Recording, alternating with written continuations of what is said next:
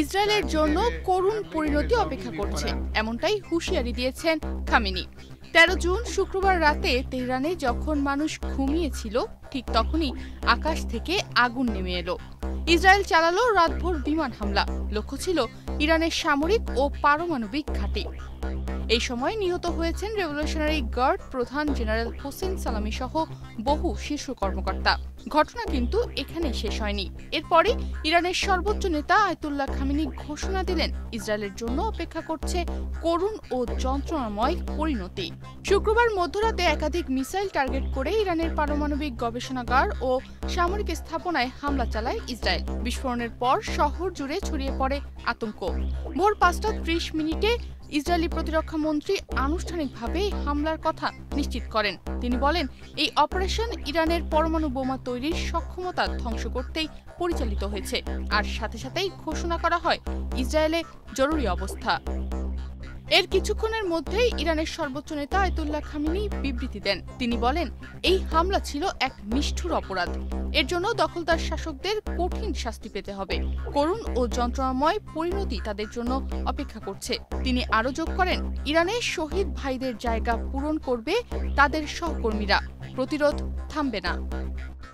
Israeli হামলার কয়েক ঘন্টার মধ্যেই ইরান পাল্টা জবাব দেয়। তারা শতাধিক ড্রোন ও ক্ষেপণাস্ত্র নিক্ষেপ করে ইসরায়েলের দিকে। তবে ইসরায়েল দাবি করছে তারা ইরানের সব ড্রোন ভূপাতিত করেছে। কোনো ক্ষয়ক্ষতি হয়নি। হামলার পর ইসরায়েলের হোম ফ্রন্ট কমান্ড জানায়, আশ্রয় কেন্দ্রের কাছে না গেলেও চলবে, তবে সবাইকে সচেতন থাকতে হবে। এই ঘটনার প্রভাব শুধু ইরান ইসরায়েলেই সীমিত নয়। তুরস্ক বলছে এটি আন্তর্জাতিক আইনের লঙ্ঘন। ইসরায়েল কূটনীতির পথ ছেড়ে আগ্রাসন বেছে নিয়েছে।